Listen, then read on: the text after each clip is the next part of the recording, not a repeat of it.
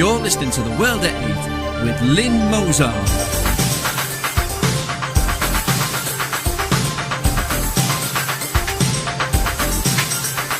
The World at 8, the number one in nationalist news.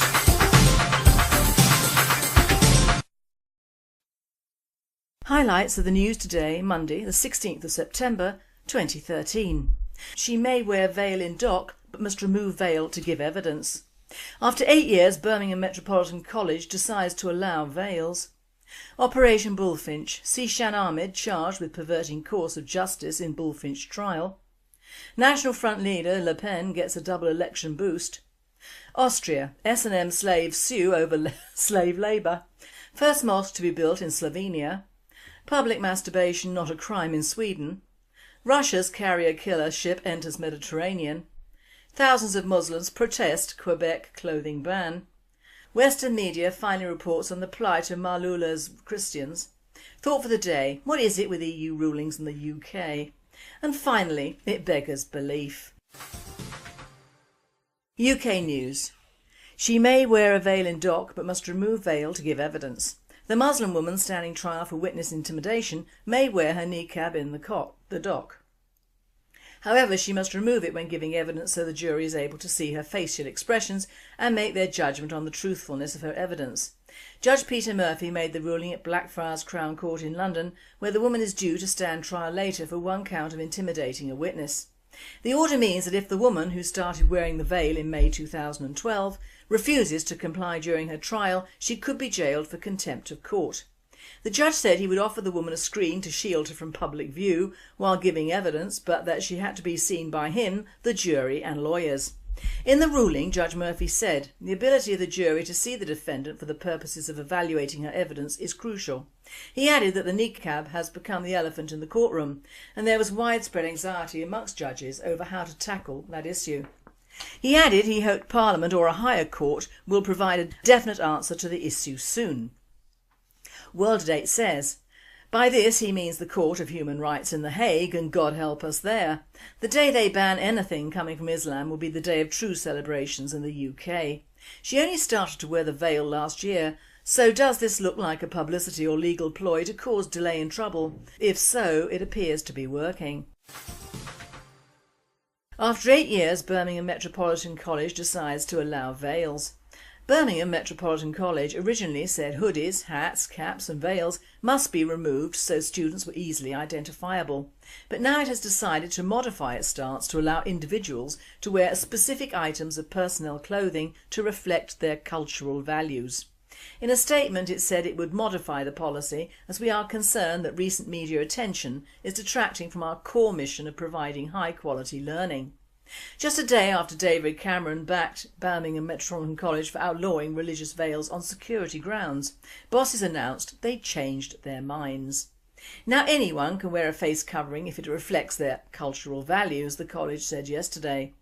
The cowardly climb down came after politically correct critics set up an online petition against the move. Philip Hollowbone, a Tory MP trying to introduce a ban on all face coverings in public, said, "What a shame, I'm sure a lot of Daily Express readers will be disappointed it backed down. The college made a common sense decision because it needs to see who's on its campus. It has caved into a wall of politically correct criticism and outrage stoked by a few Islamic groups." World at 8 says, climb down in face of PC trolls, fanatics and troublemakers disguised as students.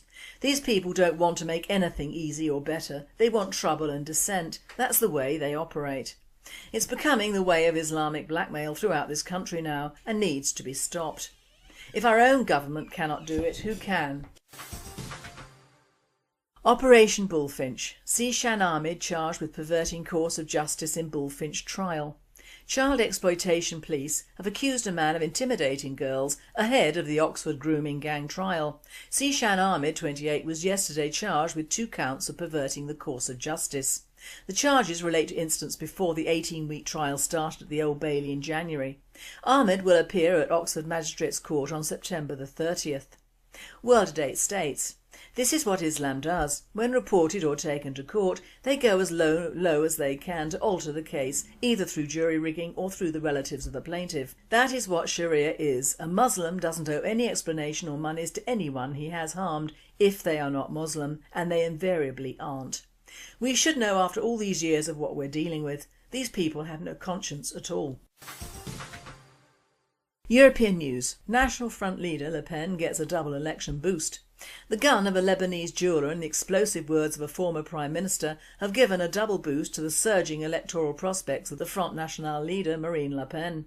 A Facebook page set up in support of a jeweller accused of manslaughter after he shot dead an armed robber broke French language records for an online petition at the weekend. By Sunday night, something approaching 2 million people had registered their support for Lebanese-born Stefan Turk, 67, who shot and killed a 19-year-old alleged robber in Nice last Wednesday. The online support for Mr Turk was launched by nationalists close to Ms Le Pen's National Front and supported by both her and her father and predecessor Jean-Marie at the party's summer university event in Marseille at the weekend. At the same time, the traditional French right has been thrown into angry confusion by the comments of the former Prime Minister François Fillon, apparently inviting moderate electors to transfer their second round of votes to the National Front in municipal elections next spring. World Today comments, I hope more than anything that Le Pen gets a huge amount of votes next year, but if she does, beware the left and Marxist student marches and protests through France. They always come out of the woodwork when patriotism rears its head.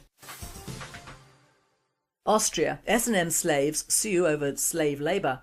Angry S&M's fans are suing a dominatrix who promised them the thrill of a kinky life as slaves on her farm and then put them to work harvesting her crops. The 35-year-old farmer advertised herself as a whip-cracking slave master at her estate in rural Austria. But when more than a dozen keen rubber and leather-clad submissives turned up, they realised they were more for slave labour than sex slaves. They didn't get what they bargained for, a spokesman for police in St Polten told local media. Instead of whips and chains, the slaves found themselves pulling carrots and chopping wood. World at 8, good for her, hard work never killed anyone, and it's a shame to waste good strong men, isn't it? First mosque to be built in Slovenia. This fulfills the decade-long dream of Bosniaks in Slovenia to have a mosque, said the Mufti of Slovenia's capital. The Islamic Cultural Centre and mosque in the Slovenian capital will be the centre of interfaith dialogue and respect for the diversity of Slovenian society, Mufti Ljubljana Nezdag Grabus told Turkey's Anadolu agency. Mufti Grabus spoke to the AA ahead of Saturday's ceremony in the capital Ljubljana, marking the laying of the foundation of what will be the closest mosque in the Balkans to Western Europe. This fulfills the decade-long dream of Bosniaks in Slovenia to have a mosque, said Grabus. He added it will be a centre for mutually strengthening relationships within the community. We plan, if everything goes well, to finish the construction in 3 years by 2016, said Grabus, adding that close to €7 million have been invested in the project so far. The biggest donation we received was from Qatar with the consent of Emir Al-Walid Sheikh Hamad bin Khalifa Al Thani. They will significantly finance the construction, concluded Grabus. World at 8 states. What did I say last week about giving an inch and taking a mile? This is what the original war was about, the taking over of a country, and this is what the UN has allowed. Soon it will be open season on Christians yet again, and what will the world do then? Absolutely nothing. Public masturbation not a crime in Sweden. A man who openly masturbated on a Stockholm beach has been acquitted of sexual assault in court after it was ruled he was not targeting a specific person, with the prosecutor saying it's okay to play with yourself in public. World at 8. What is wrong with the Swedish? Unlimited immigration and now public wanking? Oh joy to holiday in Sweden. World news. Russia's carrier killer ship enters Mediterranean. Russia's Moskva missile cruiser, called the Carrier Killer by NATO, passed through the Straits of Gibraltar this week and is headed towards the Mediterranean to command the Russian naval force, RT.com reported. Thousands of Muslims protest Quebec clothing ban. Thousands of mostly Muslim protesters took to the streets in Montreal to express anger Saturday at a plan to ban public sector workers from wearing religious garb in Quebec. The prohibition of headscarves, turbans and other religious garments is part of a proposed overhaul of the Canadian province's Charter of Values. No to the charter, the demonstrators shouted, whilst also chanting Quebec is not France, a reference to a similar law which has been in force in that country for more than 2 years. The planned measure, soon to be presented to Parliament, has sparked a raging debate since details were leaked to the media a few weeks ago. It would ban public sector employees from donning conspicuous religious symbols, including headscarves, yarmulkes, turbans and large crosses at work, but allows certain religious jewellery as long as it's not very visible. The proposal also requires people receiving state services to make their faces completely visible, a measure aimed at banning some traditional head-to-toe garments worn by Muslim women. World at 8 comments, bring out the dogs and water cannons. They're not living in the Middle East. They are in Canada, which hasn't any history with Islam. If they don't like it, leave. In fact, all the Muslim protesters throughout the Western world should just go away and give everyone a bit of peace to run their own countries. Go back whence you came, foul spirit. Is that part of an exorcism? Western media finally reports on the plight of Malula's Christians. Its churches are empty, its monasteries deserted, many pitted and holed by the battles raging around them. On Sunday, thousands of Christians should have filled its streets for the festival of the Holy Cross, but instead the streets of Malula are filled with soldiers and tanks, spent bullet casings and the noise of Syria's latest frontline fight. Malula is a special place. It has been a safe haven for Christians for 2,000 years, until now. It was a place of refuge so secure in its rugged mountain isolation that a dialect of the language of Christ, Aramaic, is still spoken here. But not today. Its Christian community of 2,000 has fled. In the tight alleyways and streets that wind up Malula's mountainside, their language has been replaced by the Arabic of two bitter enemies, rebels from the 3 Islamist groups and the soldiers of President Bashar al-Assad. Some 70,000 tourists a year used to come here from all over the Middle East, Europe and America to marvel at the Christianity carved into its rock. But the Welcome to Malula sign, as I, Bill Neely of ITV News, drove in, seemed almost laughable. There was hardly time to notice the white statue of Christ the Redeemer on the hillside before we were fired on, bullets aimed at our van, blowing our tyre and holding the chassis. World at 8 states, welcome to Islamic democracy, Bill. Thought for the day. What is it with EU rulings and non-Europeans? I am mystified, really mystified. Why in this country, which although a member of the EU, which is a so-called unification of European countries, do we bow down and accept rulings which are in direct opposition to either the laws of our land or certainly the wishes of our people? A 22-year-old woman from Hackney, East London has been allowed to wear a full face veil in the dock. Her crime? The usual nasty Muslim one of witness intimidation, lovely.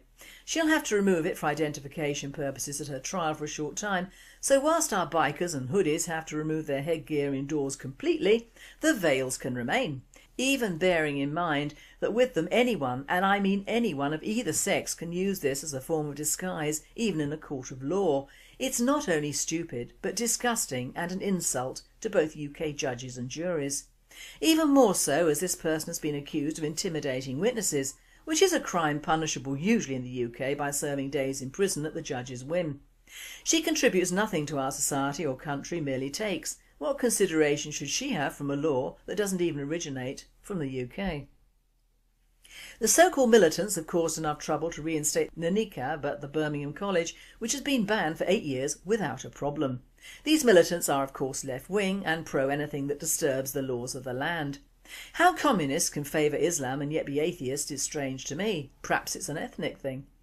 But it's the same with the EU. They are supposed to stand up for Europe and Europeans, and yet, like our UK left-wingers, do everything in their power to destroy has been running along OK lines for many years. It would appear we have as nationalists many enemies, most of which are within, but the largest and most deadly is the one without, the European so-called Union.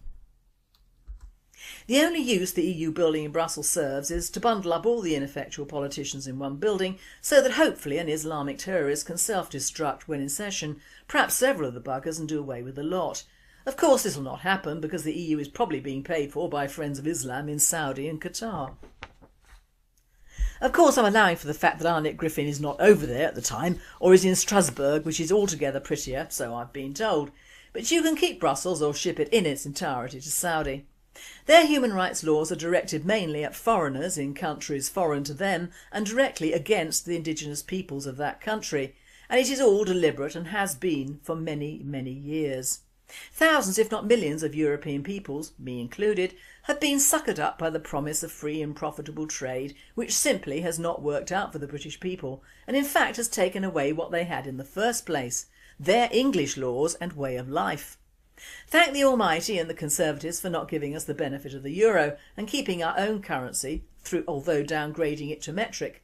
Put back the old shillings and pence and really have a culture shock.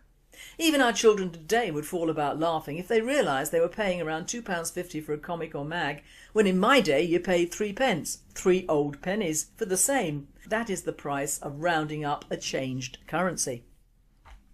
Whatever is said, you could buy a decent 4-bedroom house outright for about £7,000. Housekeeping was anything from £3 to £10 per week, and believe me, our English food and stuff from Australia and New Zealand meant we ate far better than nowadays. There were plentiful small clothes shops that rang the gamut of good well-made clothes at various prices, and no one ever considered buying anything made in China. I could go on, but I won't. My point is that we in the UK and perhaps in Europe have suffered from various EU directives, amongst which is the heinous crime and almost stubborn way the EU encourages massive immigration into all of its member countries without much say from the inhabitants of those countries. In fact, in the cold light of today's world, I cannot see one, not even one, good law that has come out of the EU that has benefited the indigenous inhabitants of either the UK or Europe. Oh, there is one. That of various Eastern European countries being able to apply the final solution to their gypsy and riffraff problem by sending them out of their countries into another's. Oh joy, I thought there had to be just one. Or maybe two, because when there, the EU makes sure we have to give them money to stay and never ever mention the word deportation, even for their criminally insane, because they've managed to get some poor unfortunate creature pregnant and is, in the words of the EU, entitled to a family life. Yup, maybe he is, but he is entitled to it somewhere else and not in my country.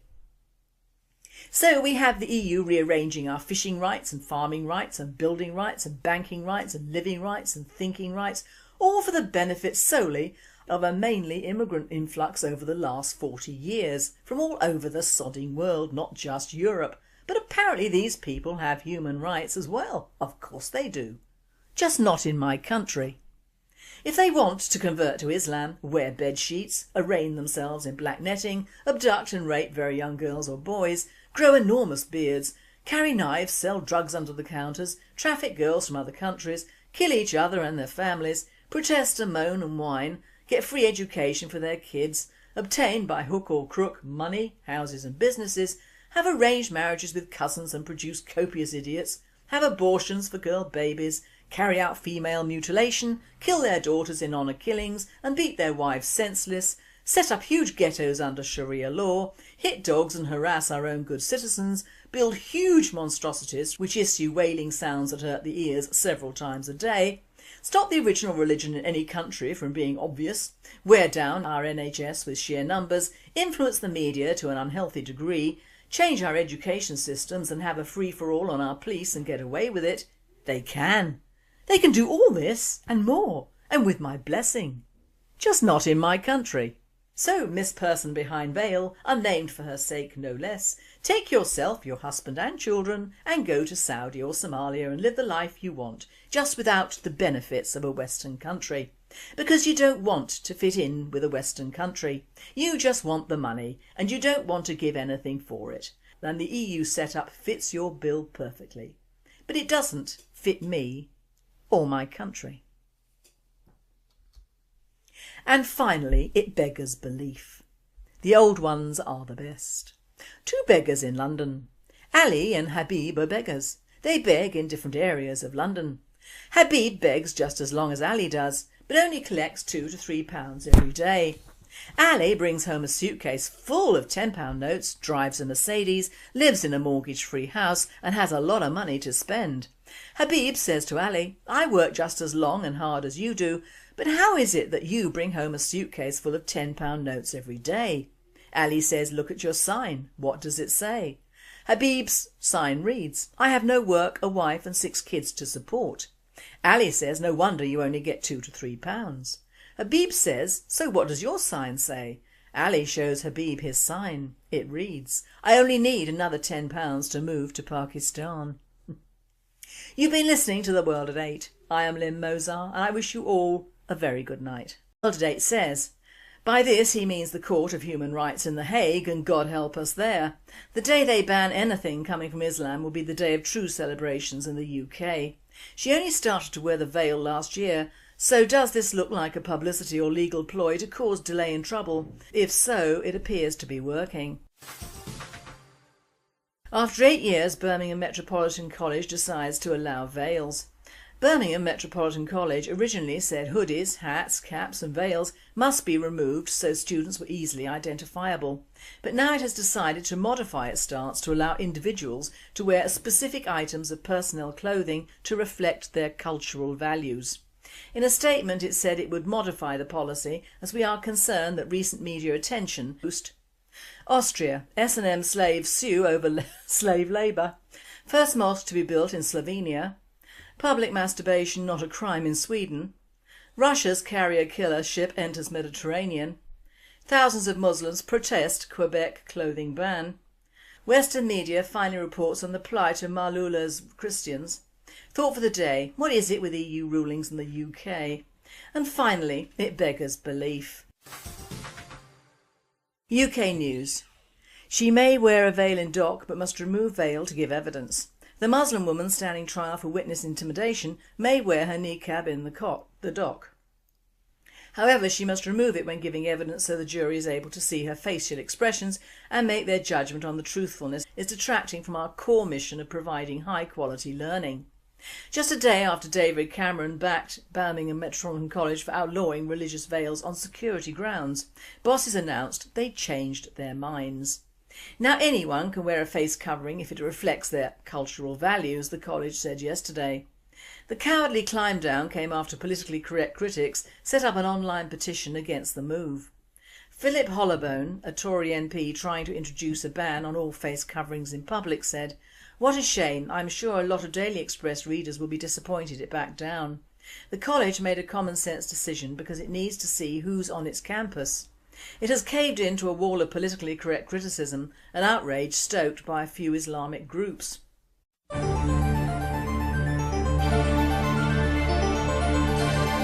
You're listening to The World at 8 with Lynn Mozart.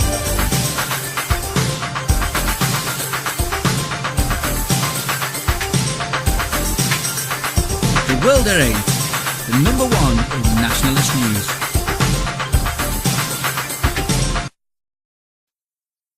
Highlights of the news today, Monday the 16th of September 2013. She may wear veil in dock but must remove veil to give evidence. After 8 years, Birmingham Metropolitan College decides to allow veils. Operation Bullfinch, see Shan Ahmed charged with perverting course of justice in Bullfinch trial. National Front leader Le Pen gets a double election boost of her evidence. Judge Peter Murphy made the ruling at Blackfriars Crown Court in London, where the woman is due to stand trial later for one count of intimidating a witness. The order means that if the woman, who started wearing the veil in May 2012, refuses to comply during her trial, she could be jailed for contempt of court. The judge said he would offer the woman a screen to shield her from public view while giving evidence, but that she had to be seen by him, the jury and lawyers. In the ruling, Judge Murphy said, the ability of the jury to see the defendant for the purposes of evaluating her evidence is crucial. He added that the niqab has become the elephant in the courtroom, and there was widespread anxiety amongst judges over how to tackle that issue. He added he hoped Parliament or a higher court will provide a definite answer to the issue soon.